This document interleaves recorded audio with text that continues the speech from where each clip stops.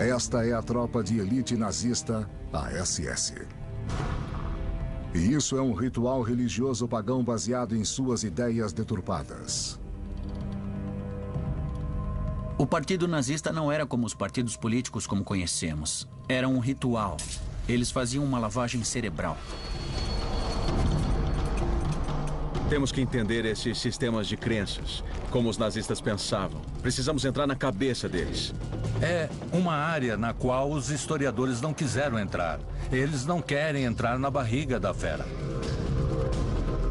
O ritual da SS sonha em reconstruir um mundo antigo e sinistro em que super-homens arianos detêm poderes mágicos e as raças inferiores são suas escravas.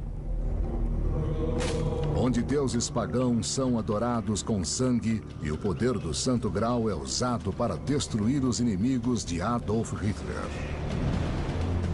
Hoje, para nós, isso soa completamente bizarro. Mas acredite, porque as pessoas acreditam no inacreditável.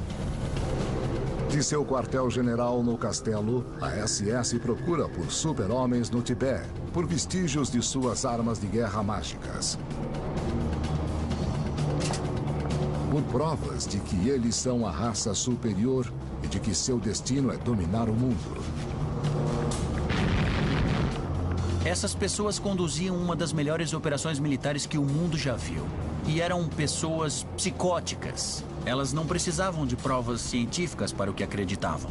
Faz 7 décadas de que Adolf Hitler e seus seguidores espalharam o mal pelo mundo. Chegou a hora de desvendar as doutrinas nazistas. As doutrinas nazistas. As doutrinas nazistas justificavam o derramamento de sangue.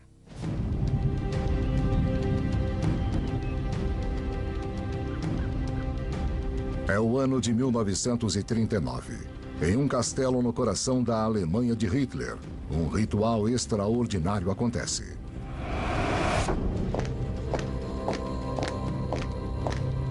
Esta é uma cerimônia de iniciação na fraternidade da SS. Uma iniciação que incorpora as doutrinas nazistas. Doutrinas de uma nova fé obscura. É a mesma coisa que uma cerimônia satânica. Ao mesmo tempo, era libertador. Porque eles não precisavam prestar atenção a todos os rituais religiosos, os dogmas religiosos que aprenderam.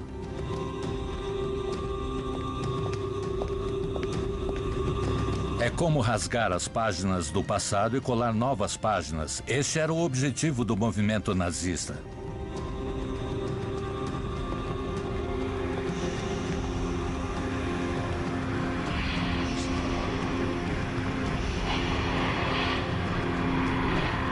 Este ritual acontece sob a ordem de um homem. O comandante da SS, Heinrich Himmler. A ideia de Himmler era criar um novo ritual, uma nova religião do Estado. E a SS seria o sacerdócio daquela religião. A SS ia incorporar tudo o que acreditava enquanto nazistas. Diante do altar está um coronel da SS e, ao seu lado, uma iniciada no ritual nazista. Padre Pagão lhe entrega um punhal que simboliza seu ingresso na fraternidade da SS. Depois, pão e sal, simbolizando a raça e a pátria alemãs que a SS prometeu proteger. No clímax do ritual, eles recebem uma cópia da Bíblia nazista. O livro do homem que é tanto profeta como Deus do ritual nazista. O Führer, Adolf Hitler. No topo da empresa inteira está Hitler, o novo messias político, aquele que ia salvar a Alemanha. Hitler é o chefe da Alemanha desde 1933. Se ele é o foco do ritual nazista, Himmler é o sumo sacerdote. Desde a ascensão dos nazistas ao poder, ele comanda a tropa de elite de proteção ou Schutzstaffel. Conhecida por suas iniciais, SS. Himmler é o editor-chefe das doutrinas nazistas. E estas são as suas palavras. Nós precisamos acertar as contas com o cristianismo, a maior das pragas que acometeu nossa história, que nos enfraqueceu em cada conflito. Himmler era uma figura-chave. Era o homem mais poderoso depois do Hitler no Terceiro Reich e ele criou a SS como tropa de elite. Por milhares de anos, a missão da raça ariana é dominar a Terra e dia após dia trazer cultura e felicidade. Este ritual é uma preparação vital para o maior sonho de Himmler: disseminar as doutrinas nazistas pelo mundo. Este ritual é um casamento nazista pagão.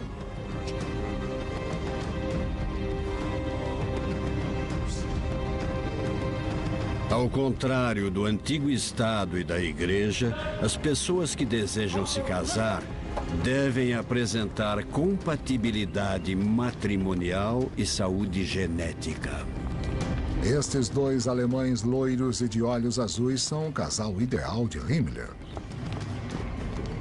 Seu casamento simboliza a primeira e mais importante doutrina nazista: a doutrina da raça superior. A doutrina da raça superior. É o final dos anos 1800. Na Alemanha, é uma época de fascinação pelo oculto. Essa foi a era das sessões, quando virou moda as pessoas convidarem um médium depois do jantar para entrar em contato com os espíritos. Milhares de pessoas participam de sociedades secretas ocultas. As pessoas podiam fugir da formalidade das salas de visitas vitorianas para conversar sobre o Oriente, sobre os hindus, sobre feitos fascinantes de faquires que flutuavam no ar, por exemplo. Os alemães não eram os únicos atraídos pelos mistérios do oculto. Esse tipo de proliferação das sociedades secretas existiu não apenas na Alemanha, mas nos Estados Unidos, na Grã-Bretanha e em outros países da Europa. Em cidades como Nova York e Londres, é tudo inofensivo. Mas não na Alemanha.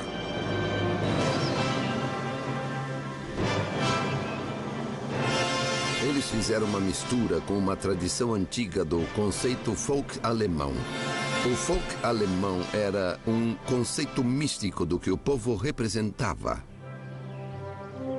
Em toda a Alemanha e Áustria, sociedades secretas se encontram para debater sobre uma questão-chave: quem é o povo alemão? A resposta é que os alemães são descendentes de uma antiga raça conhecida como ariana.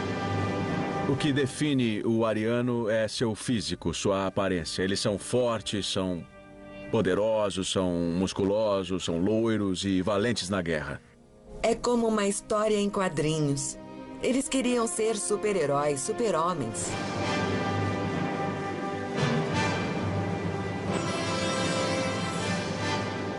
Os mitólogos arianos começaram a descrever a nova espécie de guerreiro marcial, um loiro cruel que cobiça a presa.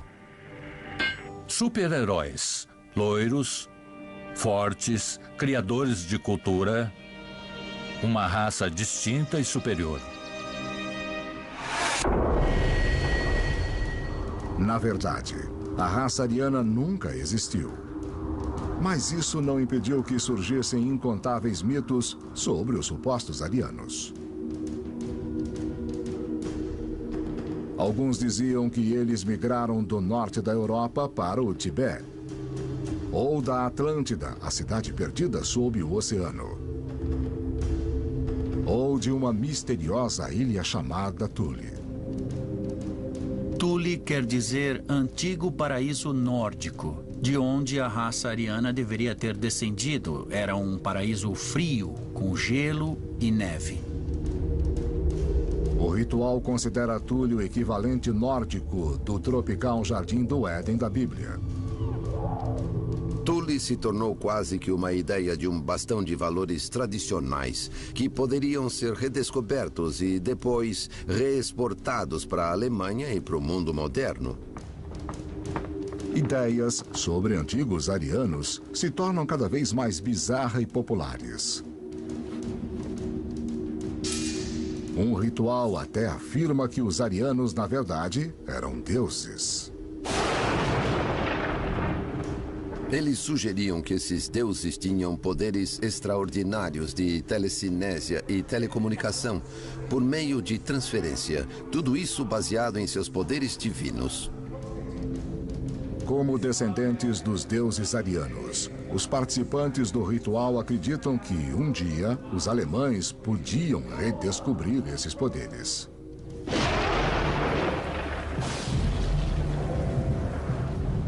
Havia a ideia de que o corpo humano tinha uma espécie de energia bioelétrica a ser descoberta, que poderia ser invocada por meio de rituais e iniciações apropriados, e de que havia grupos de homens com poder sobre esta energia sagrada que poderiam direcionar esta energia como bem entendessem. Se a pessoa aprendesse como controlar esse poder por meio de rituais e iniciações, ela seria imbatível.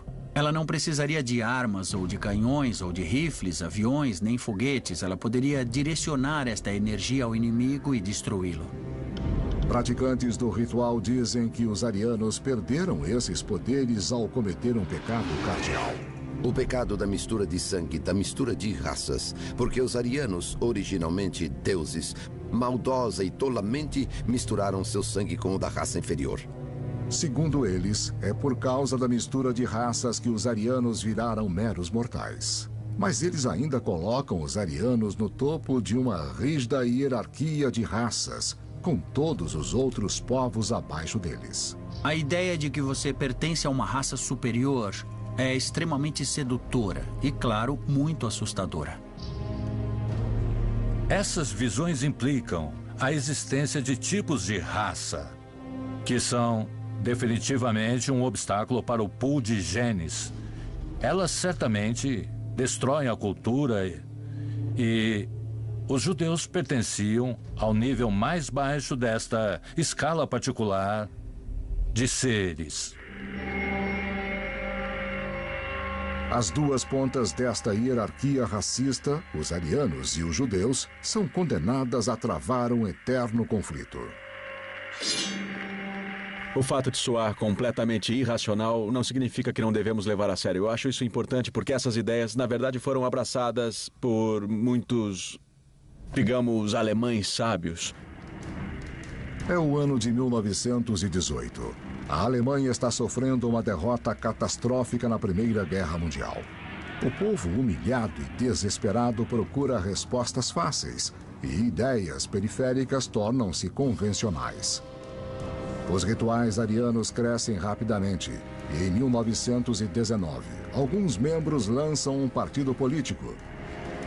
O novo partido cresce velozmente. Trata-se do Partido Nacional Socialista dos Trabalhadores Alemães, mais conhecido como o Partido Nazista.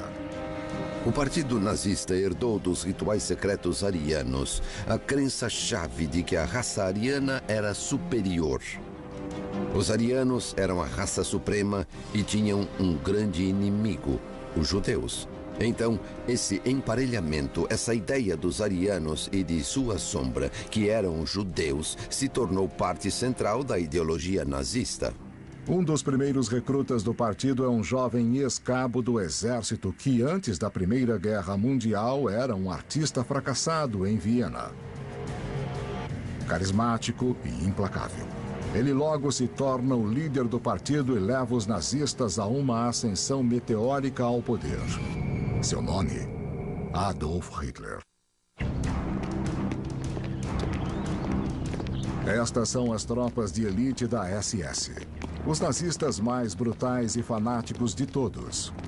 Eles são a espinha dorsal do poder de Adolf Hitler. Levar o poder a todos os oponentes. Mas estes homens são mais do que apenas soldados.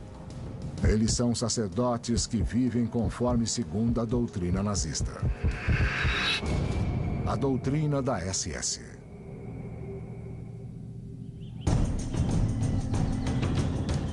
Esta é a floresta de Teutoburgo, no coração da Alemanha. Em 1933, o líder da SS, Himmler, vem até aqui para procurar um lar espiritual para o ritual nazista. Ele determina que um monumento de 500 anos é o local perfeito. O castelo de Wewelsburg. O castelo estava em péssimas condições e eles decidiram começar sua reforma. Os planos para a Torre do Norte eram os mais impressionantes e ambiciosos.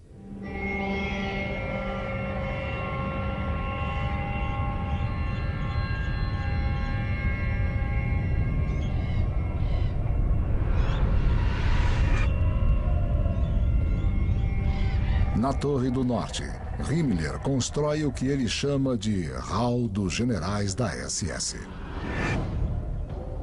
A ideia dele era fazer daquilo um Vaticano, um centro espiritual do Terceiro Reich. Aquilo seria, como ele dizia, o ponto central do mundo. Seria o eixo ao redor do qual o resto do mundo giraria. Seria essencialmente um castelo arrepiante. Não dá para imaginar nada mais assustador.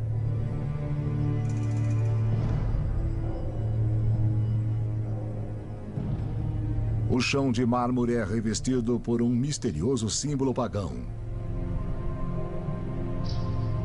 O Sol Negro. O símbolo do Sol Negro poderia ser identificado como algum símbolo cósmico explodindo poder pelo centro. Abaixo do hall, no porão, existe um aposento ainda mais misterioso, chamado Kruft, que significa cripta. Quando morressem, a ideia de Himmler era que os generais fossem cremados e suas cinzas ficassem no porão, no piso mais baixo do castelo, em nichos especiais. Eram 12 nichos ao redor da locação central, para que as pessoas pudessem ir até lá, meditar e se reconectar com as cinzas do legado da SS e, por meio delas, chegar até os antigos reis da Alemanha.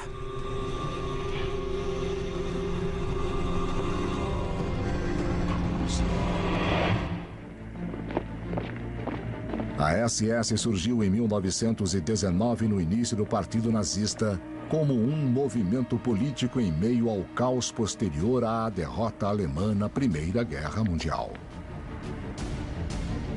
Perderam a guerra e havia uma enorme crise financeira. E isso levou a uma ruptura total de valores e crenças. A crise leva à hiperinflação. As economias do povo acabam repentinamente. A moeda ficou sem valor, as pessoas tinham que carregar pilhas de dinheiro para comprar pão e assim por diante. Para os nazistas, a derrota da Alemanha foi uma conspiração de comunistas e judeus. Eles apelam para o orgulho nacional. Os nazistas passaram uma boa impressão aos alemães. Eles não eram como os comunistas, desordenados, por vezes desleixados, indisciplinados.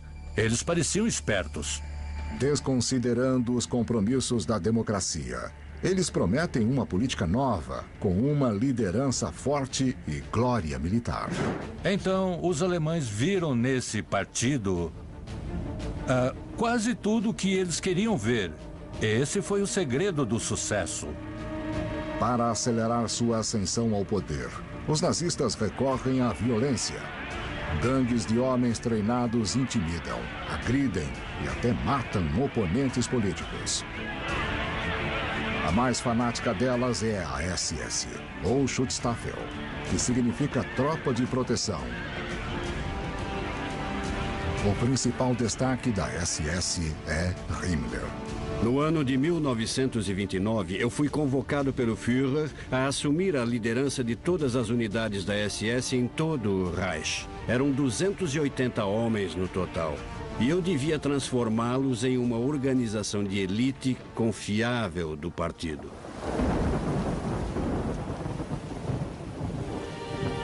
Heinrich Himmler nasceu em 1900, em uma família de classe média no sul da Alemanha. Himmler não era o arquétipo do super-homem ariano. Ele não era loiro, não era alto e não era forte. Na verdade, ele era justamente o oposto de tudo isso. Mas ele era o garoto da classe que todo mundo mais temia. Ele virou um rato. Delatando os colegas para o diretor da escola, que era seu pai, ele fez com que seu pai, o diretor, o descrevesse como criminoso nato. Aos 19 anos, Himmler vai à Universidade de Munique estudar agronomia. Ele se forma em 1923, mas não consegue um emprego. Com bastante tempo livre, ele se dedica à política nazista e estuda os ideais dos cultos secretos arianos. Himmler estava obcecado pela ideia de que havia uma antiga raça superior que, com o decorrer do tempo, havia sido corrompida, mas que poderia ser purificada de novo e fortalecida de novo. Pouco depois de Himmler se tornar líder da SS em 1929, o Partido Nazista leva um forte impulso com a queda de Wall Street e a Grande Depressão que assola o mundo. A Alemanha já enfrenta problemas econômicos. Agora, as coisas só pioram. Os nazistas estão prontos para explorar o fato. O slogan que eles não paravam de repetir era o despertar da Alemanha. Então, de certo modo, a Alemanha estava adormecida, digamos. Segundo os nazistas, a Alemanha precisa ser despertada por um novo líder. Então, em 1933, o partido ganha as eleições. Hitler é apontado como chanceler e começa a apertar o cerco no país. Ao seu lado está Himmler e a SS. Adolf Hitler estabeleceu como meta para nossa geração criar um novo começo. Ele foi predestinado pelo karma alemão para salvar a cultura germânica do mundo. No novo Estado nazista, a SS de Himmler domina a segurança nacional e a polícia. Isso é apenas o começo. Himmler tinha ideias maiores e mais ambiciosas para o futuro da SS, além da mera força policial defensiva. Seu plano para a SS era que ela se tornasse a tropa de elite ideológica da Alemanha. A SS, que começou com guardas, policiais, brutamontes, de repente se transformou em uma tropa bem mais elitista, bem mais intensa.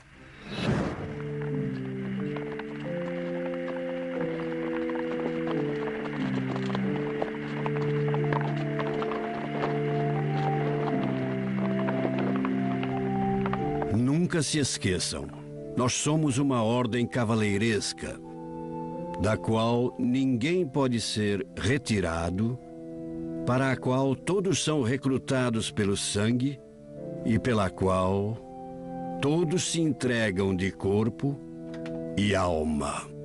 A inspiração de Himmler era a ordem cavaleiresca medieval, como os templários ou os cavaleiros teutônicos, ou mesmo os míticos cavaleiros da mesa redonda do rei Arthur. Logo, ele começou a expressar ideias de cavalaria ou nobreza. A SS, então, iria se tornar praticamente a nova supernobreza da Alemanha nazista. O diário de um jovem recruta revela o apelo da nova ordem nazista de cavaleiros. Eu fui tomado por um desejo ardente de pertencer a esse grupo. Eu queria fugir da minha vida infantil e limitada, e eu queria me associar a algo que era grande e que era importante. Quem era considerado herói da SS recebia o símbolo mais valioso da ordem cavaleiresca: o Anel de Caveira. Eu me concedo a você, Anel de Caveira da SS. As runas opostas à caveira são símbolos sagrados de nosso passado, com o qual fomos recentemente reconectados por meio da filosofia do socialismo nacional. Use seu anel com honra. Os rituais exigiam que a pessoa fosse mais obediente, menos crítica sobre as coisas. Ela deveria exercer as tarefas sem questionar, mesmo que fossem esquisitas ou diferentes. Então, com o tempo, se o grupo a mandasse fazer alguma coisa contra seus valores morais, Ela nem se lembraria, nem consideraria a época em que tinha seus próprios valores sobre as coisas. Em 1935, o castelo de Wewelsburg é denominado Centro de Rituais da SS. Agora os rituais podem ocorrer de fato. Eles são organizados conforme as misteriosas crenças pagãs. Crenças que os nazistas diziam ter sido praticadas na Alemanha milhares de anos atrás. Esta é a terceira doutrina nazista, a doutrina dos deuses pagãos.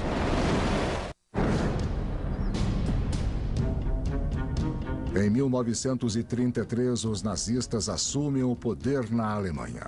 Adolf Hitler exerce poder absoluto e tem ao seu lado Himmler, líder da tropa de elite nazista, a SS. Hitler é o idealizador político. Himmler é o arquiteto de um renascimento religioso que deveria substituir o cristianismo alemão pelo paganismo. Himmler acreditava que os deuses pagãos eram criaturas vivas que haviam existido ou talvez ainda existissem no mundo e tinham superpoderes. Ele acreditava em superpoderes. A doutrina dos deuses pagãos.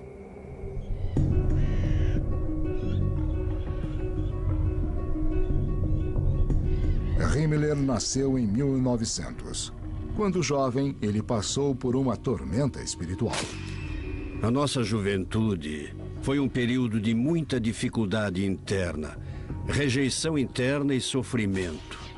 Meu pai era, segundo a tradição familiar, um cristão convicto. Mas nós não conversávamos sobre religião, com exceção de discussões sobre a perniciosidade política e efeitos corruptores da igreja cristã, sobre as quais concordávamos. Agora Himmler está no poder e é hora da revanche. Os nazistas, em suma, estavam tentando desfazer 2 milênios da história humanista cristã.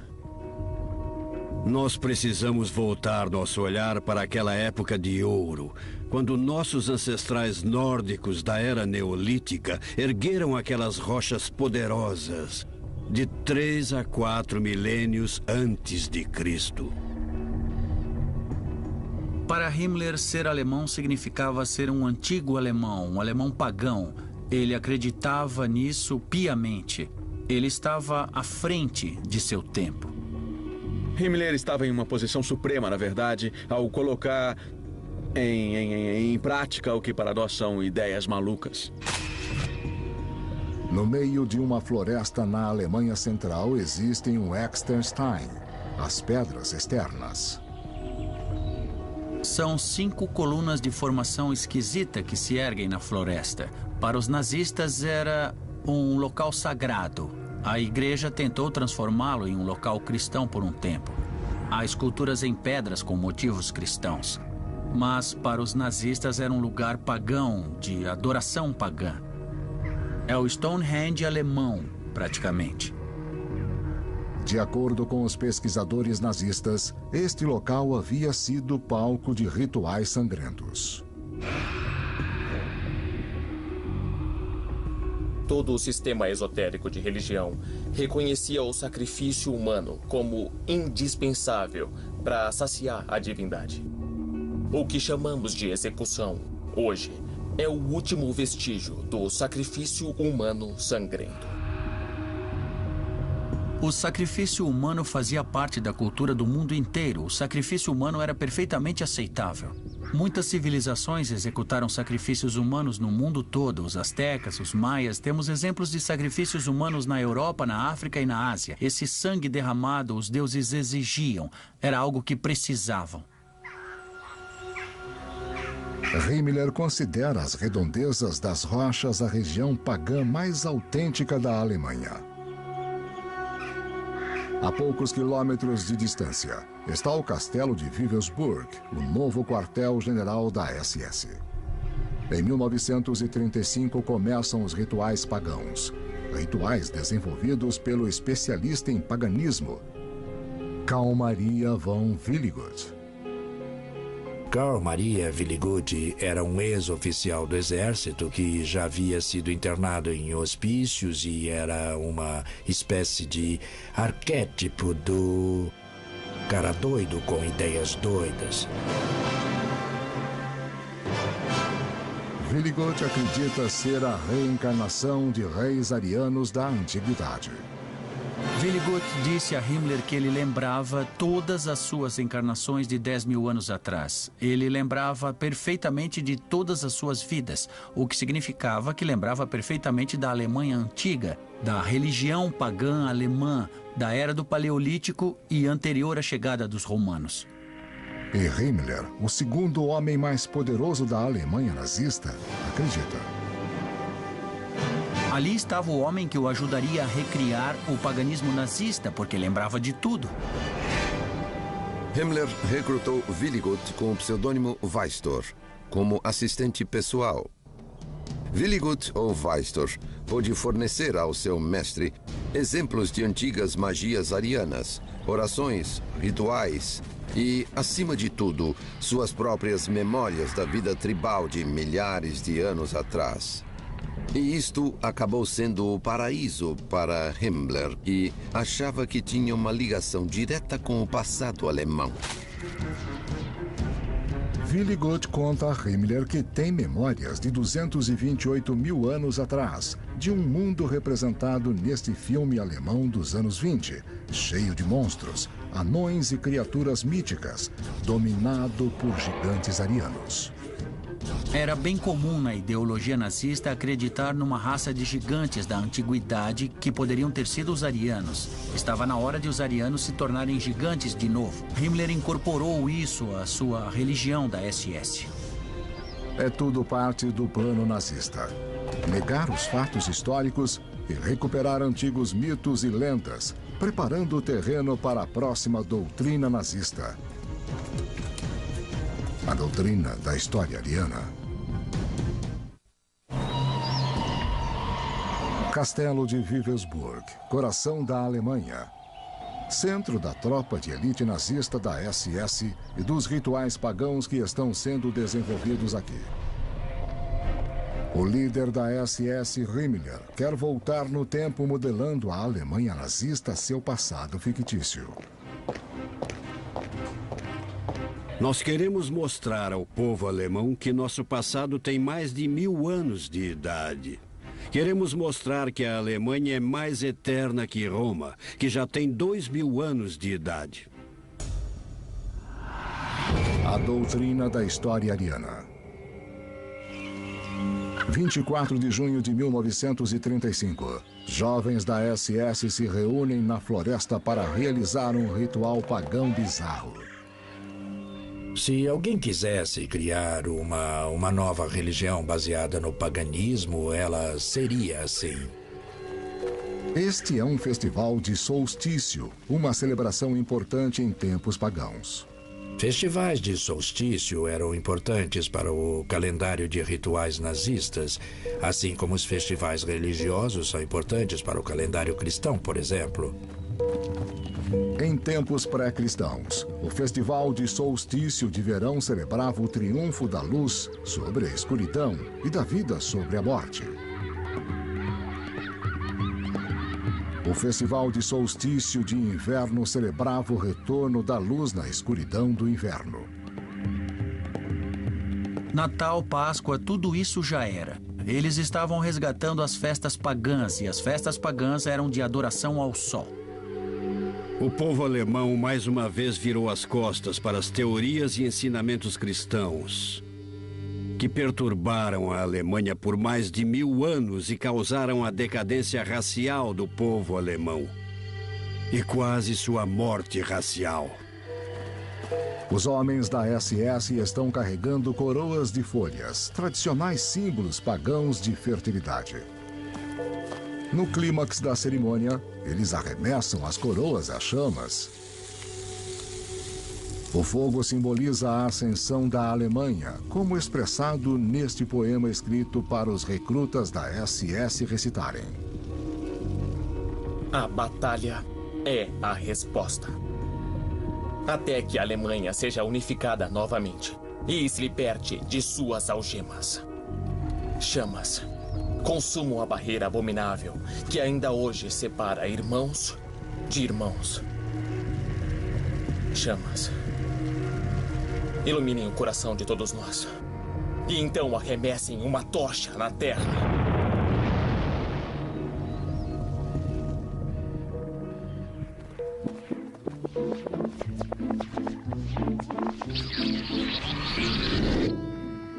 Os nazistas também estabeleceram festivais que celebram a história e cultura alemãs. Neste desfile elaborado, homens se vestem como cavaleiros medievais. Ao seu lado estão os cavaleiros modernos da SS. Muito do senso de identidade nacional da Alemanha é baseado na história, e os nazistas usavam isso. Eles queriam recriar ou queriam incutir uma nova forma de identidade nacional. Por isso, eles selecionam uma miscelânea do passado alemão que se encaixa numa doutrina específica.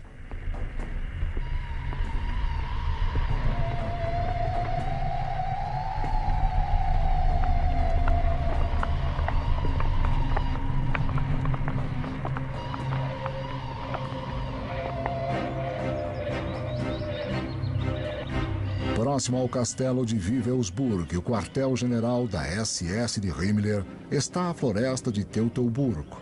Aqui está a formação de pedras conhecida como Exterstein, e ali perto um enorme monumento de um herói antigo, Hermann, o alemão.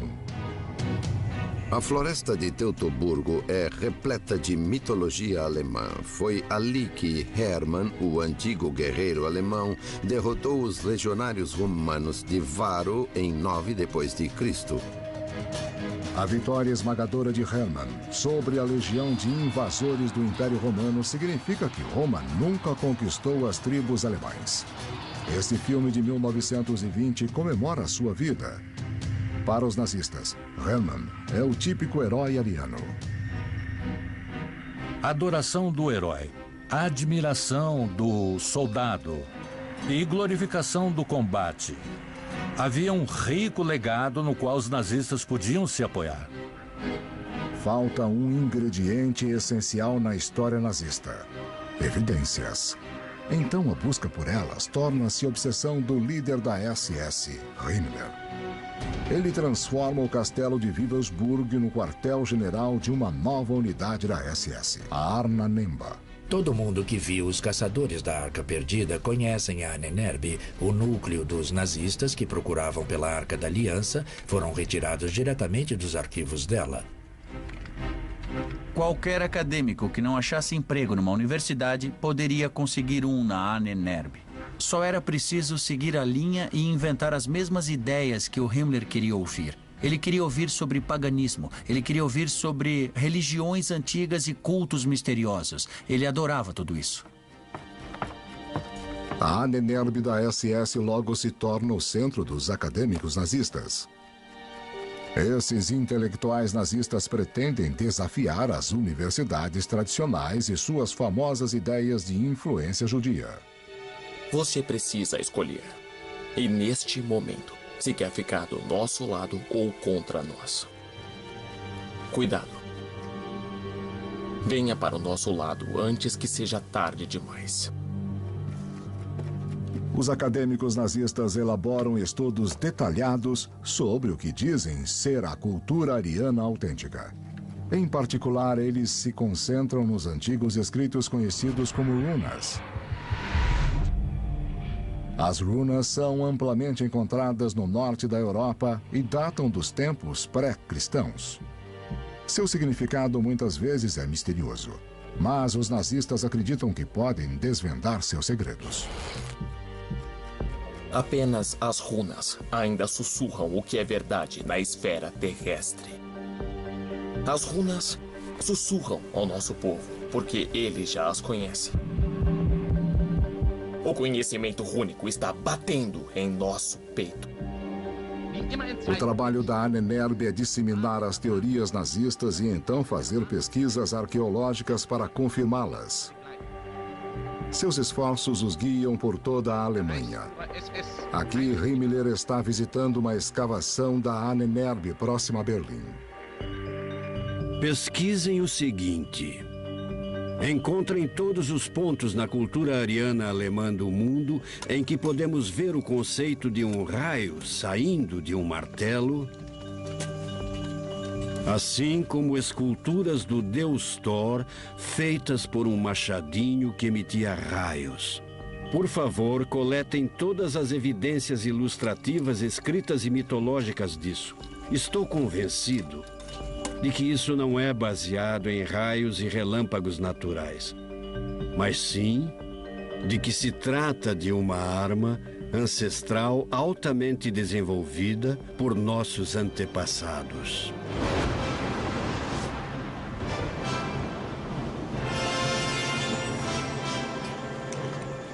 A Ahnenerbe logo encontra a evidência certa. Quando cavamos em solo alemão, em pontos extremos do campo, a poucos centímetros abaixo da superfície, encontramos peças preciosas de cobre, prata e ouro. A qualidade da manufatura, do artesanato e a beleza clássica são difíceis de alcançar mesmo para nós, homens modernos e avançados tecnologicamente. É tudo absurdo. A Ahnenerbe está apenas contando as histórias que Himmler quer ouvir. Era a Alemanha, a terra da cultura e ciências magníficas. E, de repente, ela desviou para essa outra área, uma área de ciência racial, que acredita na Atlântida em poderes místicos. É uma coisa quase impossível de entender hoje. O homem que liderou a força policial mais temida que a história já viu acreditava nessas coisas impossíveis. É importante entendermos isso. As aventuras arqueológicas da SS estão apenas começando. Himmler está decidido a encontrar uma relíquia lendária que fascinou escritores e estudiosos em toda a história. O Santo Graal. Nos anos 1930, o castelo de Wewelsburg, na Alemanha, é o quartel-general da SS nazista. Seu líder, Himmler, segue o modelo da Ordem de Cavaleiros Medievais como o Rei Arthur e os Cavaleiros da Mesa Redonda. Wewelsburg é a Camelot nazista, e como o Rei Arthur, Himmler envia seus homens a uma missão em busca de uma antiga relíquia religiosa. A doutrina do Santo Graal. O que é o castelo de Wewelsburg e Camelot sem o Santo Graal? É claro que o Himmler estava determinado a encontrar o Santo Graal para instalá-lo no castelo. Supostamente usado por Jesus na última ceia. Há quem diga que ele também foi usado para guardar as gotas de sangue de Cristo, quando ele estava na cruz. A história fascinou europeus medievais, que acreditavam que o cálice tinha poderes mágicos para curar os doentes e garantir a vida eterna. Mas ele tinha outro significado para os nazistas. O Santo Graal não foi o cálice que Cristo usou na última ceia. Não foi o cálice que guardou o sangue de Cristo na crucificação. Para Himmler, o Santo Graal era uma relíquia pagã. Era um cálice antigo ou uma pedra antiga que tinha um poder oculto tremendo. Otto Rahn é um jovem historiador alemão que pesquisa sobre o Santo Graal. Seu trabalho chama a atenção do assistente de Himmler, Karl Maria von Willigut, que estava prestes a mudar a vida de Otto para sempre. Otto Rahn estava despontando como escritor freelancer, quando certo dia Willigut entrou em contato com ele. Estava muito interessado em seu livro. Willigut falou de Rahn para Himmler, que ficou fascinado. Himmler pediu para conhecer Rahn. Ele fez uma oferta imperdível. Que tal trabalhar tempo integral como autor da SS? Como Rahn não tinha um tostão, ele mordeu a isca. Ele começou a trabalhar para a SS. Otto viaja para o antigo castelo de Monte Segur, nas montanhas Pirineus do sul da França.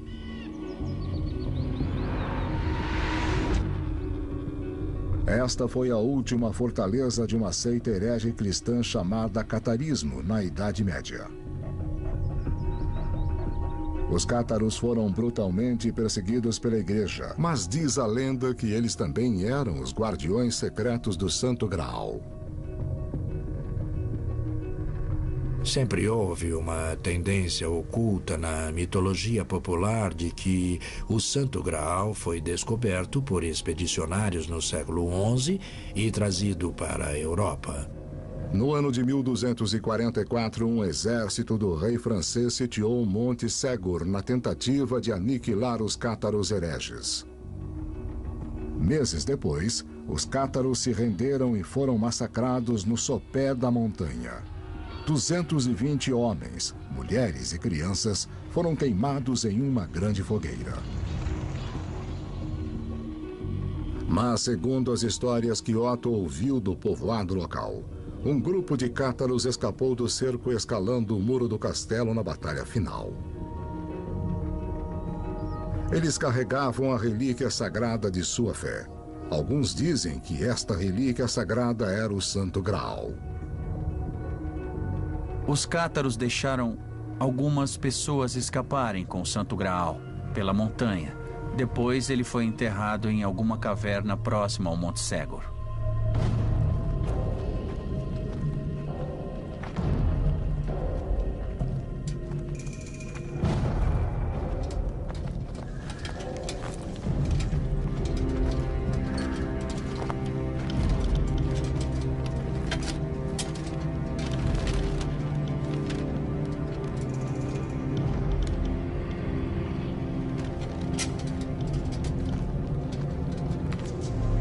Motivado pelas lendas locais, Otto começa a explorar a misteriosa caverna nas profundezas de Monte Segur. Os cátaros teriam escondido o Santo Graal aqui 700 anos antes? Ele achou evidências da habitação dos cátaros nas cavernas. Ele viu escritos nas paredes que sugeriram que os cátaros haviam estado lá e escondido algo.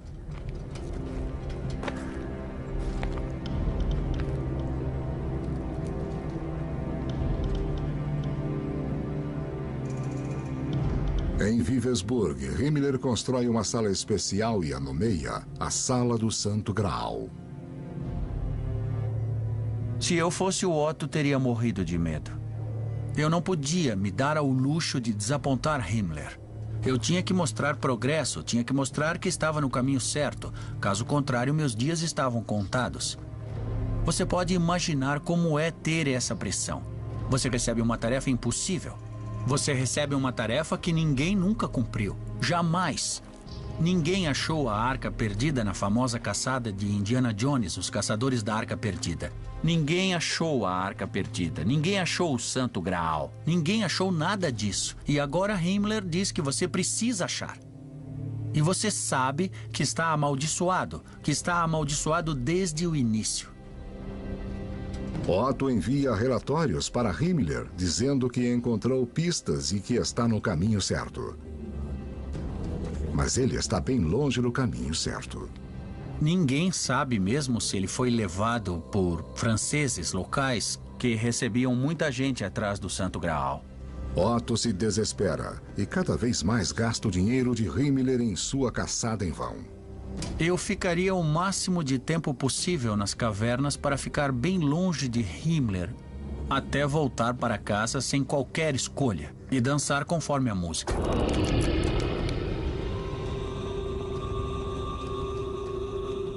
Eu não queria estar na pele do Otto. Esse, com certeza, não é o tipo de ambiente acadêmico que nós buscamos para a carreira, com a SS te dando ordens. Otto retorna a Wewelsburg.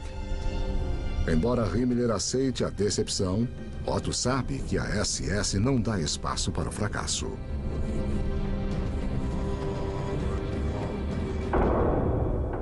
Ran era um esteta, ele era um intelectual. Ele também era homossexual, o que era uma coisa que não ficava bem na SS. Ele começou a levar uma vida dupla sofrida e esquisita. É apenas uma questão de tempo até que Himmler descubra as verdades sobre Otto. Sua homossexualidade foi descoberta e Ron pediu para sair da SS. Era um fato muito raro alguém pedir para sair da SS. Ele caminhou nas montanhas do Tirol em uma tarde de março de 1939 e seu corpo foi encontrado 6 meses depois, ficando evidente que ele cometera suicídio. A morte de Otto representa o fim de busca nazista pelo Santo Graal. Himmler logo desenvolve outra obsessão. Para tentar provar as teorias racistas nazistas, ele envia pesquisadores da SS para o teto do mundo, para o reino misterioso do Tibete. Nós pretendemos estudar a atual situação antropológica por meio de medidas, pesquisas de traços, fotografias e moldes. E queremos coletar material sobre proporção, origens, importância e desenvolvimento da raça nórdica nesta região. Os cientistas nazistas atravessam alguns dos cenários mais extremos do mundo, a bordo de cavalos nas montanhas Himalaias, até o deserto árido do Planalto tibetano. A SS busca pistas de seus ancestrais perdidos, a raça mítica dos super-homens arianos. Himmler estava convencido de que os antigos arianos se estabeleceram no Tibete e se isolaram contra as enchentes do mundo. Portanto, o Tibete teria resquícios marcantes da civilização ariana. Precisamos lembrar que nos anos 20 e 30 havia muita mistificação sobre o Tibete. Os lamas e seus poderes místicos eram muito importantes para os nazistas. Os lamas tibetanos tinham poderes de levitação, eram capazes de aturar temperaturas extremas, caminhar através de paredes, saber do futuro e do passado. A SS estuda a cultura tibetana e analisa suas características raciais. O que os tibetanos acharam disso não foi gravado. Eles gastaram muito tempo medindo os tibetanos, seus corpos, o tamanho de seus crânios, o tamanho de seus braços, para estabelecer se eles tinham alguma relação racial com os arianos e os europeus. Como os arianos nunca existiram, é evidente que os nazistas não encontraram vestígios da raça, por mais que tentassem. Himmler deve ter ficado decepcionado por não encontrar evidências dos arianos no Tibete. Mas ele se contentou com um relatório belamente articulado com a insígnia da SS e apresentado formalmente. Diferentemente de Otto, os pesquisadores do Tibete são recompensados pelo fracasso. Cada um é presenteado com um anel de caveira, símbolo de sua eterna ligação com a SS e sua fé nas doutrinas nazistas. Principalmente na mais importante de todas, a doutrina do Führer, Adolf Hitler.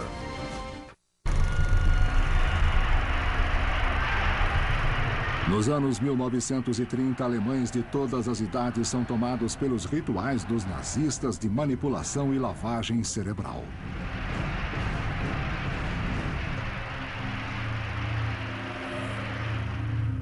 O partido nazista não era um partido político como conhecemos. Era um ritual.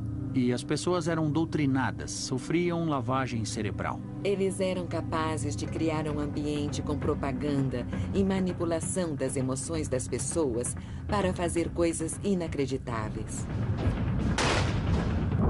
A doutrina do Führer.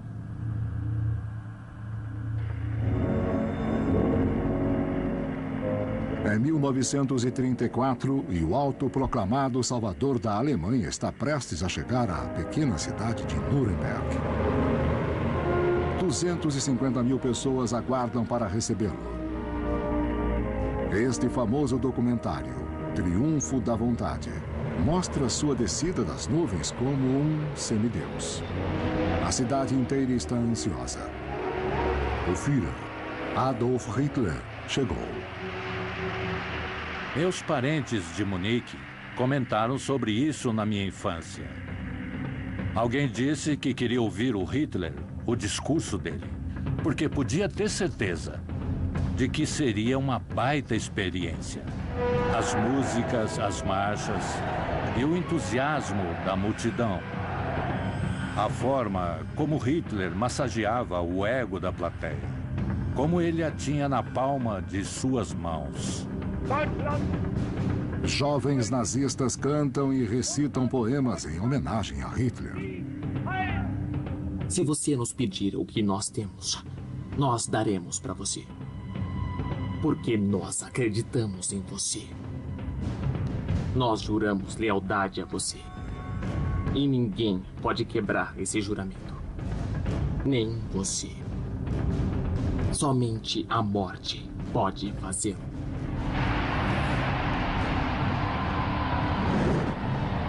A multidão se reúne em amplo estádio nos arredores da cidade. Ondas de ansiedade tomam os fiéis nazistas. Em milhares de olhos, a última esperança é vislumbrada. Em milhares de corações, um grito mudo irrompeu. O Führer. Faça-nos vassalos. Senhora. Liberte-nos. Deve ter sido experiências arrebatadoras. Eles entusiasmavam as pessoas e elas voltavam revigoradas com um novo senso de dever ou propósito, como se tivesse ido a uma missa, ou a um jogo de futebol, ou a um festival de rock que empolga as pessoas como zumbis. Elas esquecem sua individualidade e começam a gritar em uníssono. Como Hitler dizia, sozinho um indivíduo é como uma pequena minhoca. Mas na multidão, ele se torna um dragão imenso. É claro que o nazismo usava um grande número de liturgias religiosas e simbolismo em suas aparições teatrais. Eles aproveitavam o desejo natural do povo por práticas ou devoções religiosas neste novo formato secular. Hitler se inspirou em uma longa tradição de crenças em salvadores e ele era adorado e até venerado como um salvador.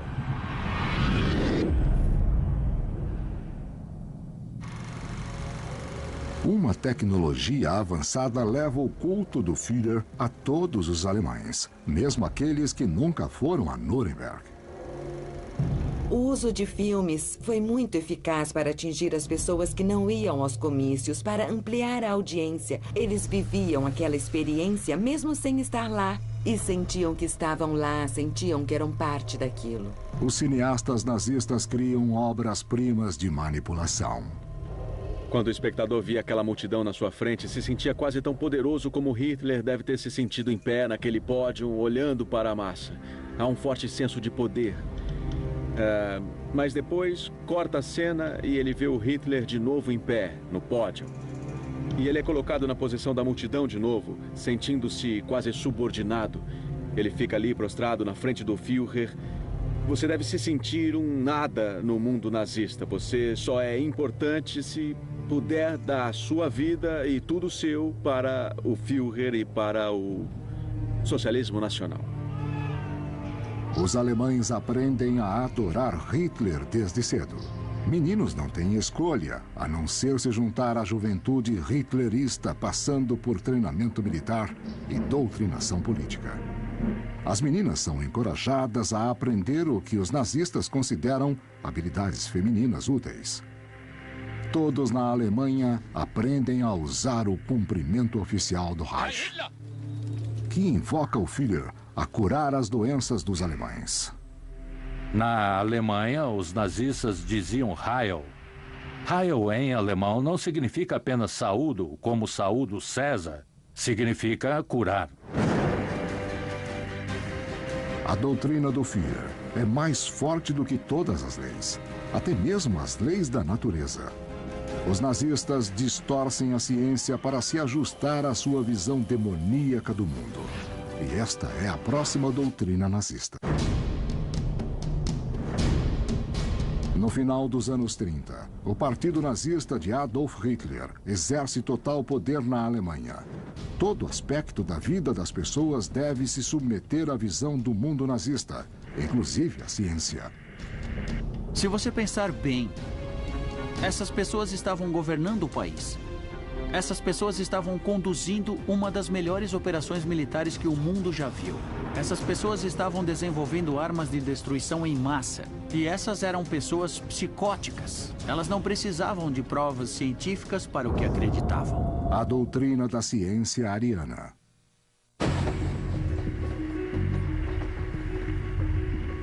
Antes dos nazistas assumirem o poder, a Alemanha tinha o maior número de prêmios Nobel do que qualquer país, talvez mais do que todos. O problema dos nazistas em relação a isso era a verdade inconveniente de que muitos dos premiados que tinham nacionalidade alemã também eram judeus. Na Universidade de Berlim, Albert Einstein desenvolveu sua teoria da relatividade, um dos maiores saltos intelectuais da humanidade.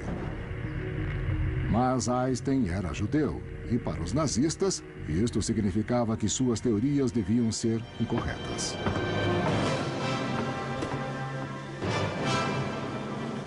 Einstein explicou as leis fundamentais que governam o cosmos. Os nazistas queriam uma alternativa. Então, eles apoiam o excêntrico físico Hans Horbiger e sua ainda mais excêntrica teoria do gelo eterno. Em uma época em que teorias malucas surgiam na Alemanha, uma delas, caracterizada como a mais maluca de todas, era a teoria do gelo eterno de Horbiger. Era a ideia de que o mundo e o universo teriam se originado de um bloco de gelo. Segundo a teoria do gelo eterno, a Via Láctea é um vasto arquipélago de icebergs arremessados no início dos tempos, quando um bloco de gelo gigantesco colidiu com o Sol, em um gélido Big Bang. Os acadêmicos nazistas transformaram essa teoria fantástica na cosmologia oficial do Estado. Enquanto Hitler organiza a política, Hans Horbiger cuidará das ciências falsas. A doutrina do gelo eterno anunciará a regeneração do povo alemão. É completamente maluca. Não existe nenhuma base real para isso. Não explica o Sol, que para nós não é uma bola de gelo, mas para Horbiger era. Ele achava que o Sol era uma bola de gelo.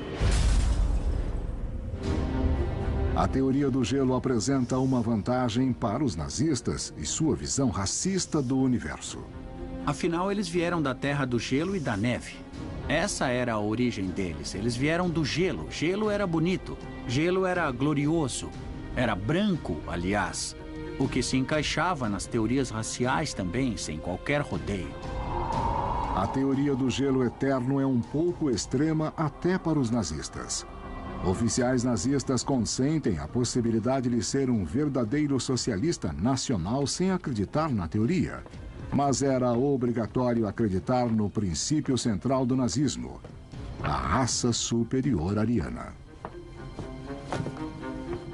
Nós somos, como podemos admitir orgulhosamente, com base nas pesquisas raciais mais recentes e completas, o povo mais antigo da Terra.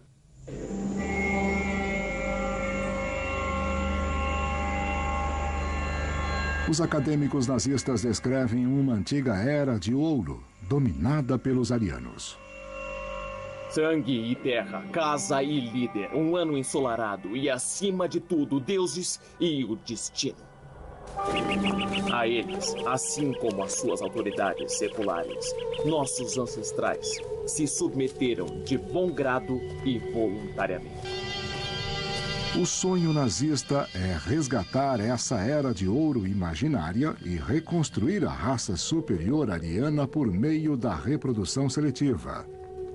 O povo alemão é a culminação do destino e da história desenvolvidos muito tempo atrás. Nos tempos primitivos, através de muitas gerações e séculos. Entre essas pessoas, com fatores hereditários misturados, nós selecionamos conscientemente aqueles com sangue nórdico, já que podemos admitir que esse sangue carrega as principais características de nosso povo. Himmler é a força motora por trás deste projeto de reprodução ariana. Ele considera suas tropas da SS reprodutoras ideais. Ele controla cada aspecto de suas vidas sexuais, casamentos e famílias. Os líderes dos rituais queriam controlar o casamento, porque se você controla os aspectos mais íntimos da vida das pessoas, você ganha muito poder.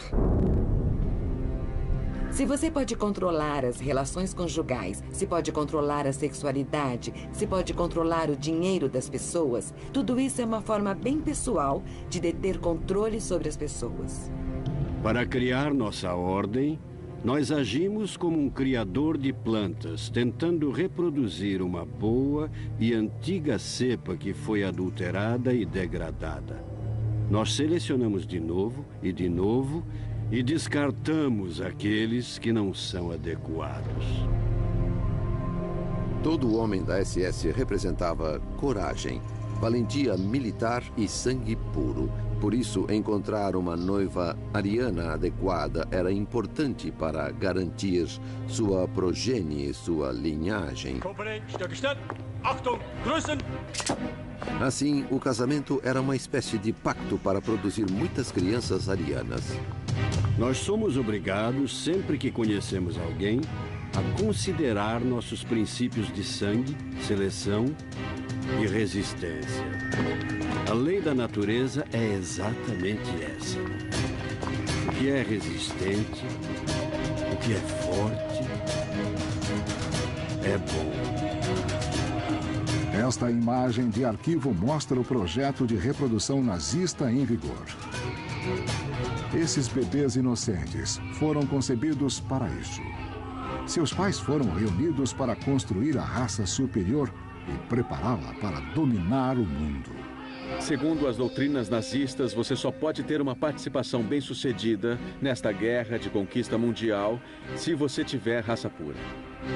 Mas naquela época, nos anos 20 e 30, a raça da Alemanha estava corrompida, então levaria anos de reprodução, anos de reconstrução para criar uma raça forte o suficiente para travar essa guerra. Ao longo dos anos, o processo de reprodução e seleção de sangue deve continuar, acompanhado pela eliminação daqueles que forem incompatíveis conosco em termos de caráter, força de vontade e, consequentemente, de sangue.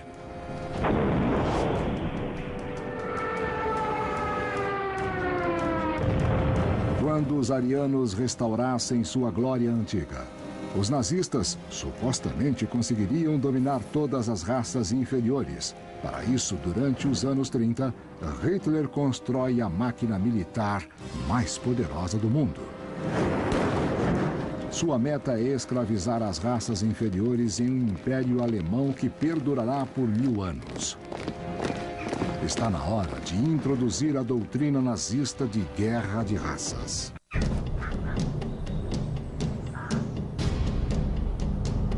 Os nazistas se veem como a raça superior ariana. Seu destino legítimo é dominar o mundo. A guerra é uma parte integrante das doutrinas nazistas no sentido de que as raças sempre vão colidir, sempre vão conflitar.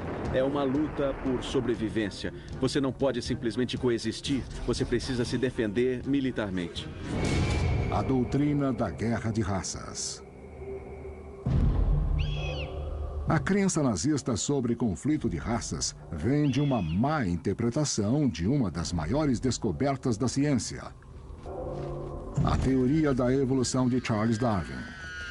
Darwin falou da sobrevivência dos mais fortes. Significava que os mais fracos ficavam para trás. Isso se encaixava perfeitamente na teoria racial dos nazistas. Eles acreditavam que eles eram os mais fortes. Na teoria de Charles Darwin, as espécies se adaptam a seu meio ambiente. E aqueles que o fazem melhor, que ele chamou de mais fortes, sobrevivem e prosperam mais. Esse processo de constante adaptação e desenvolvimento explica a incrível variedade do mundo natural. Mas Darwin não tinha nada a dizer sobre raças humanas distintas. Para ele, os seres humanos são apenas uma espécie particularmente bem-sucedida. As doutrinas dele foram distorcidas nesse sentido. Existe uma seleção natural em andamento, um conflito incessante. O que parece que Darwin fez foi autorizar a ideia de conflito, luta. A natureza é cruel e impiedosa. Se você acredita em uma teoria de raças, uma teoria da evolução, você tem dois caminhos a seguir. Ou você é parte do problema, ou é parte da solução. Ou você é parte da raça inferior, que será deixada para trás, ou você é parte da raça superior, do próximo estágio da evolução, que controlará o mundo, que herdará a Terra. Para os nazistas, um exemplo da competição entre raças é o esporte. Principalmente nos Jogos Olímpicos de 1936 em Berlim.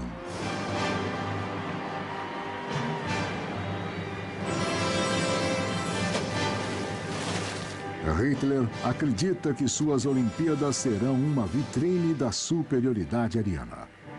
Este filme de propaganda do campo de treinamento alemão idealiza o físico ariano.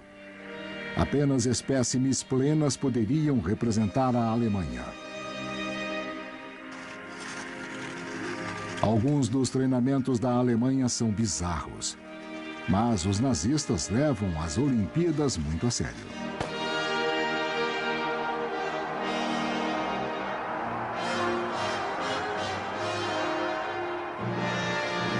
Para azar de Hitler, as Olimpíadas não terminam como suas teorias previam. O atleta afro-americano Jesse Owens ganha 4 medalhas de ouro, inclusive a dos 100 metros rasos. Mas, segundo a teoria nazista, o atletismo é apenas um teste para a verdadeira competição entre raças, a guerra. No verão de 1939, Hitler levou a Europa à iminência do conflito. A Grã-Bretanha e França tentaram manter a paz, mas a paz não tem lugar nas doutrinas nazistas. Se a guerra é a regra e produz grandes inovações e grandes virtudes heróicas, então a paz eterna, é o fim da civilização. No dia 1º de setembro de 1939, as tropas de Hitler atacam o leste pela Polônia. Grã-Bretanha e França prometem dar apoio aos poloneses. Agora, eles mandam um ultimato a Hitler. Saia da Polônia ou iremos à guerra.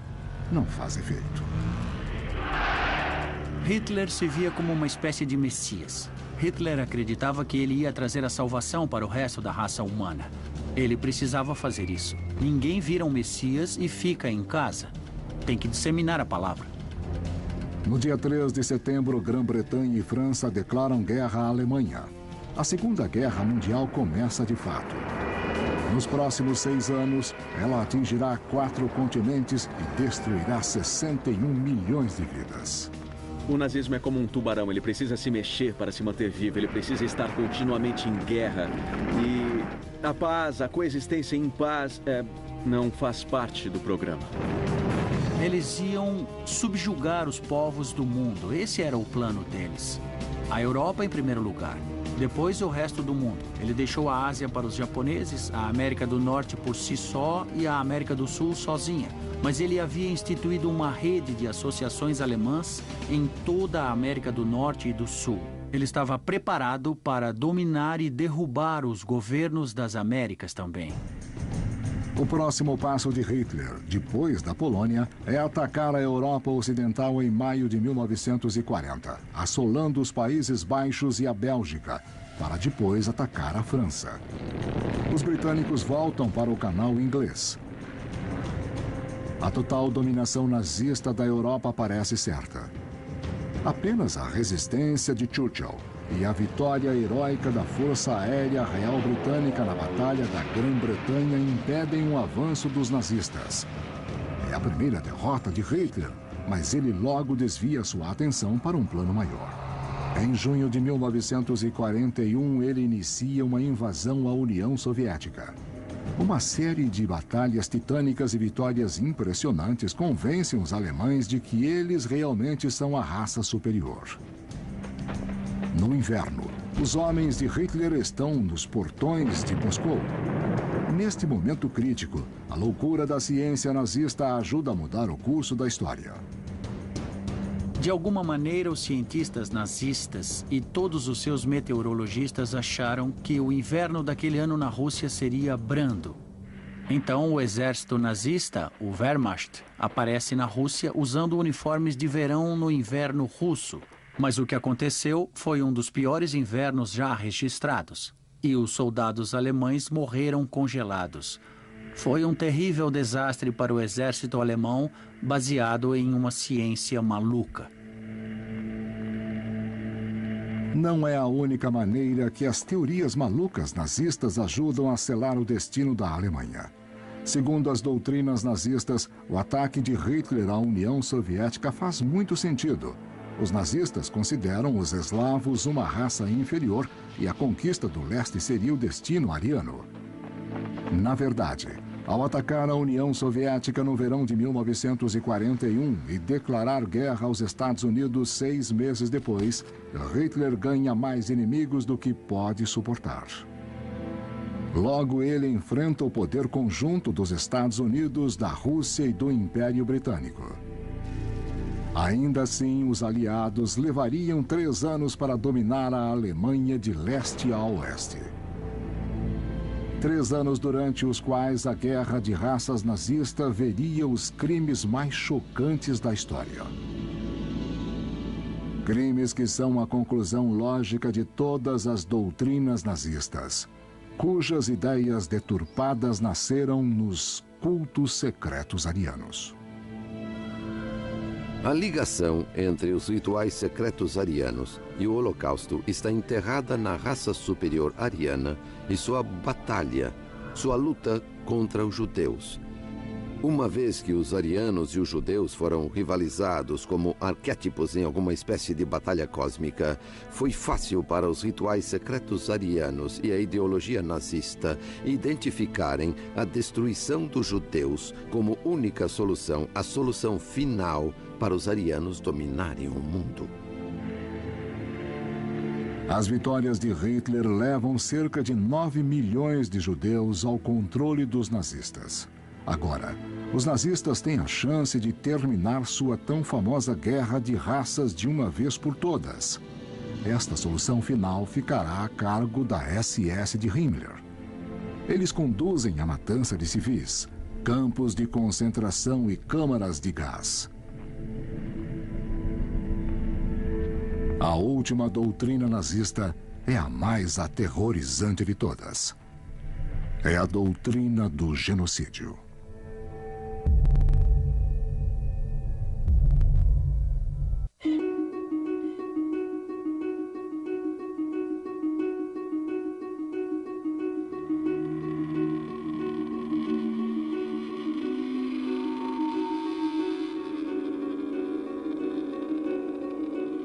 Os nazistas veem a Segunda Guerra Mundial como uma guerra entre a raça superior ariana, os alemães, e as raças inferiores, como os russos e outros eslavos, e principalmente os judeus. Para Himmler, esta é a batalha final em um conflito titânico que perdura há milhares de anos.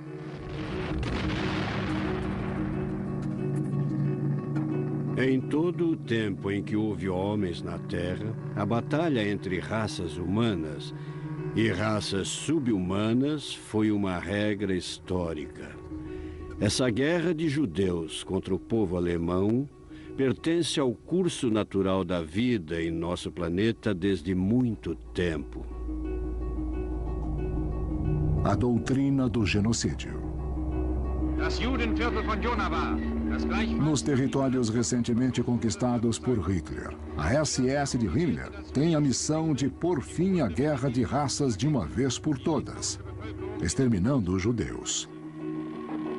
É o que os nazistas chamam de solução final. Achavam que estavam salvando a raça humana, eliminando todas as pessoas que impediam de evoluir. É um conceito espantosamente sinistro, e só precisamos olhar o progresso da guerra para entender como eles levavam o assunto a sério. As primeiras matanças acontecem nas florestas da Europa Oriental em 1941. As forças-tarefa da SS levaram homens, mulheres e crianças a fossos da morte, matando-os aos milhares, sem nenhuma pausa ou piedade. Em um discurso frio feito a oficiais da SS em 1943, no auge do Holocausto, Himmler diz aos matadores para terem orgulho de seu trabalho. A maioria de vocês saberá o que significa quando 100 cadáveres estão deitados um ao lado do outro. Ou 500. Ou 1000. Ter suportado isso e mantido a decência é o que nos torna fortes. Essa é uma página gloriosa da nossa história.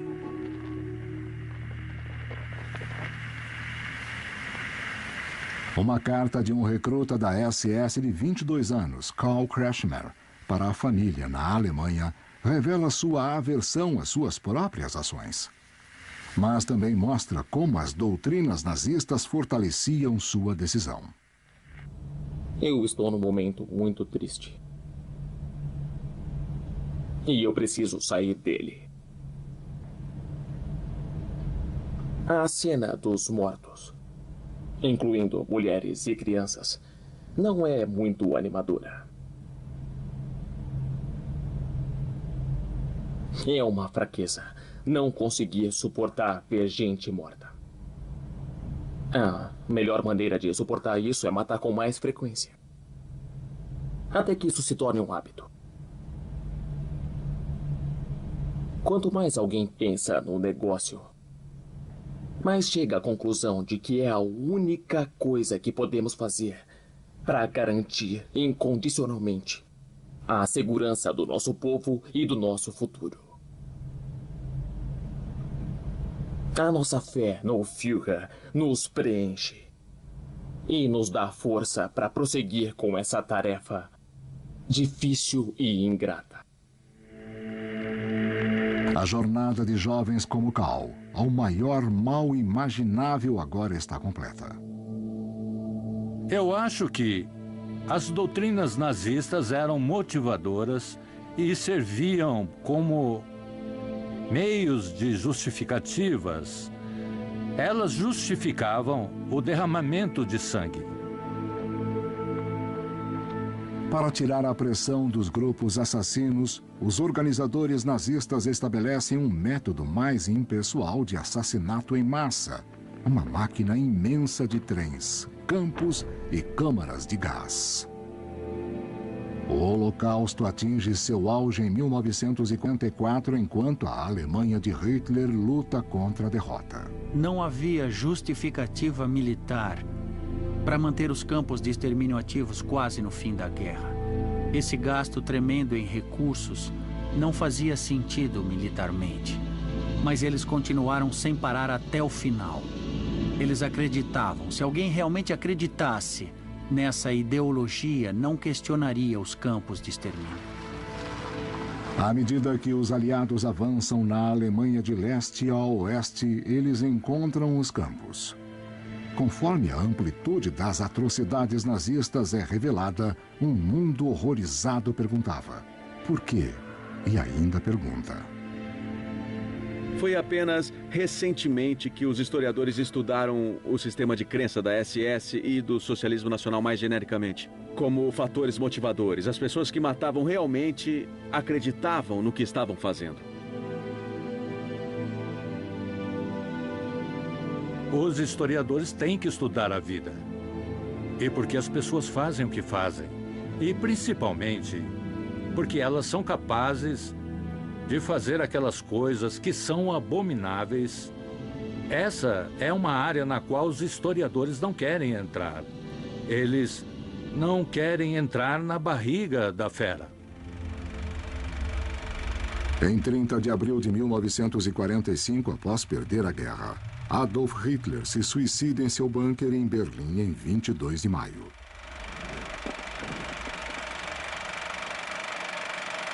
Em 22 de maio, Himmler é capturado pelos britânicos e indiciado pelos crimes de guerra. Mas antes de enfrentar a corte, ele ingere veneno. As doutrinas nazistas morrem com eles. Líderes nazistas sobreviventes são julgados por crimes de guerra. Os julgamentos acontecem em Nuremberg, o antigo local do comício nazista uma década antes.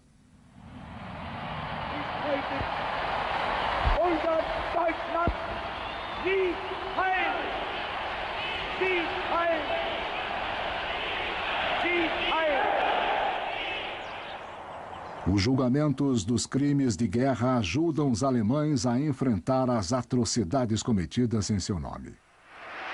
E a começar a questionar por que tantas pessoas acreditaram, ou ao menos aprovaram, os sonhos deturpados dos nazistas. Para entender o que aconteceu na Alemanha entre 33 e 45, as doutrinas nazistas não são apenas úteis, mas completamente essenciais. Ideias têm consequências. Sejam elas bizarras, extremas, decadentes, absurdas ou inacreditáveis. Acredite, porque as pessoas acreditam no inacreditável. O poder do mal e das ideias irracionais e a forma como eles podem ser usados para tentar justificar crimes horrendos são os testemunhos eternos das doutrinas nazistas.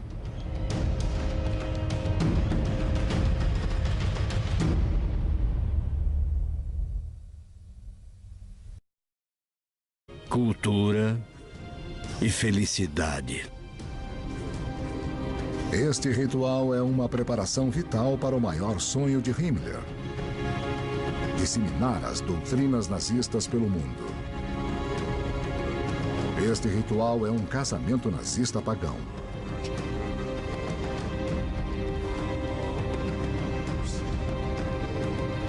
Ao contrário do antigo Estado e da Igreja, as pessoas que desejam se casar devem apresentar compatibilidade matrimonial e saúde genética.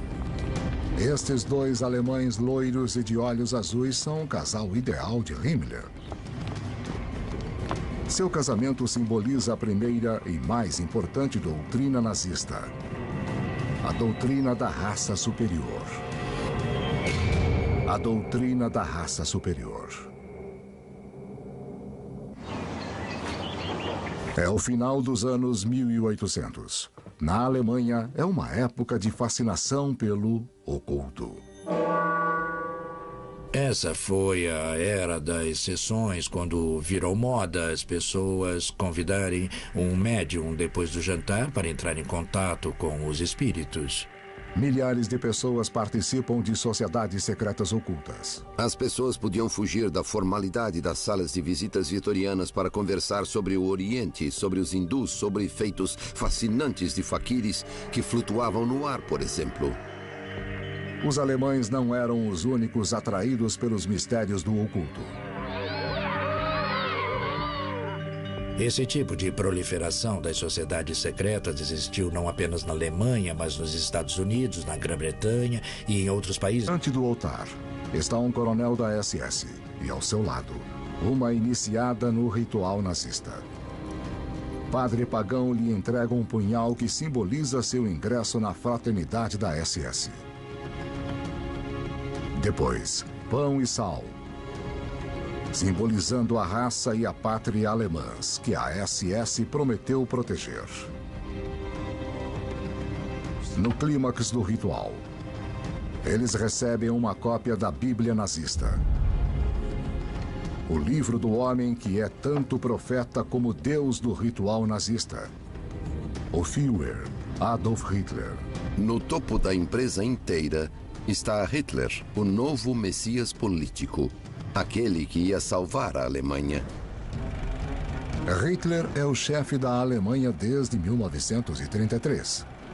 Se ele é o foco do ritual nazista, Himmler é o sumo sacerdote. Desde a ascensão dos nazistas ao poder, ele comanda a tropa de elite de proteção ou Schutzstaffel, conhecida por suas iniciais SS. Himmler é o editor-chefe das doutrinas nazistas, e estas são as suas palavras. Nós precisamos acertar as contas com o cristianismo, a maior das pragas que acometeu nossa história, que nos enfraqueceu em cada conflito. Himmler era uma figura-chave. Era o homem mais poderoso depois do Hitler no Terceiro Reich e ele criou a SS como tropa de elite. Por milhares de anos, a missão da raça ariana é dominar a Terra e dia após dia trazer da Europa. Em cidades como Nova York e Londres, é tudo inofensivo. Mas não na Alemanha.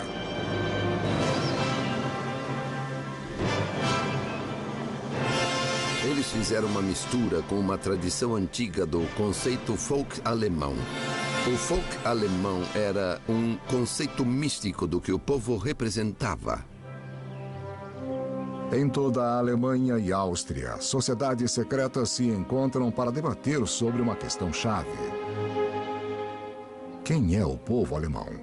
A resposta é que os alemães são descendentes de uma antiga raça conhecida como ariana. O que define o ariano é seu físico, sua aparência. Eles são fortes, são poderosos, são musculosos, são loiros e valentes na guerra. É como uma história em quadrinhos. Eles queriam ser super-heróis, super-homens.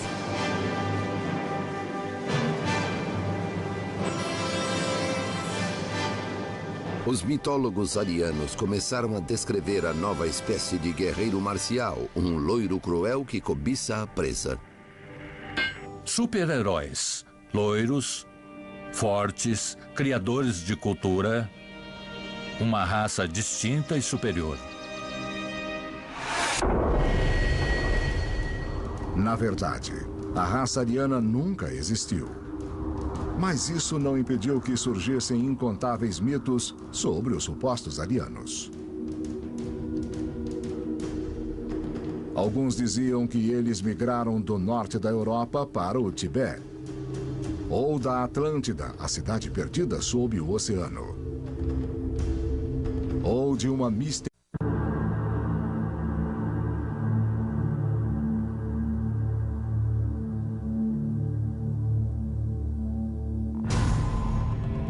Esta é a tropa de elite nazista, a SS. E isso é um ritual religioso pagão baseado em suas ideias deturpadas. O partido nazista não era como os partidos políticos como conhecemos. Era um ritual. Eles faziam uma lavagem cerebral. Temos que entender esses sistemas de crenças, como os nazistas pensavam. Precisamos entrar na cabeça deles. É uma área na qual os historiadores não quiseram entrar. Eles não querem entrar na barriga da fera. O ritual da SS sonha em reconstruir um mundo antigo e sinistro em que super-homens arianos detêm poderes mágicos e as raças inferiores são suas escravas. Onde deuses pagãos são adorados com sangue e o poder do Santo Grau é usado para destruir os inimigos de Adolf Hitler. Hoje, para nós, isso soa completamente bizarro. Mas acredite, porque as pessoas acreditam no inacreditável. De seu quartel-general no castelo, a SS procura por super-homens no Tibete, por vestígios de suas armas de guerra mágicas. Por provas de que eles são a raça superior e de que seu destino é dominar o mundo. Essas pessoas conduziam uma das melhores operações militares que o mundo já viu. E eram pessoas psicóticas. Elas não precisavam de provas científicas para o que acreditavam. Faz 7 décadas de que Adolf Hitler e seus seguidores espalharam o mal pelo mundo. Chegou a hora de desvendar as doutrinas nazistas. As doutrinas nazistas. As doutrinas nazistas justificavam o derramamento de sangue.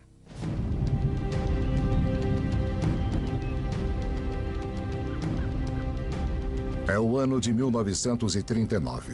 Em um castelo no coração da Alemanha de Hitler, um ritual extraordinário acontece.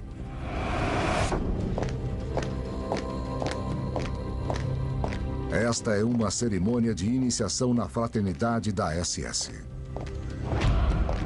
Uma iniciação que incorpora as doutrinas nazistas. Doutrinas de uma nova fé obscura. É a mesma coisa que uma cerimônia satânica. Ao mesmo tempo, era libertador. Porque eles não precisavam prestar atenção a todos os rituais religiosos, os dogmas religiosos que aprenderam.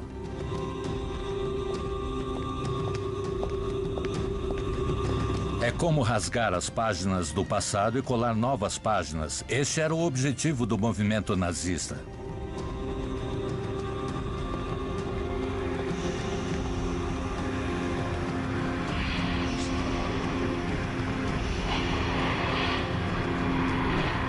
Este ritual acontece sob a ordem de um homem. O comandante da SS, Heinrich Himmler. A ideia de Himmler era criar um novo ritual, uma nova religião do Estado. E a SS seria o sacerdócio daquela religião. A SS ia incorporar tudo o que acreditava enquanto nazistas.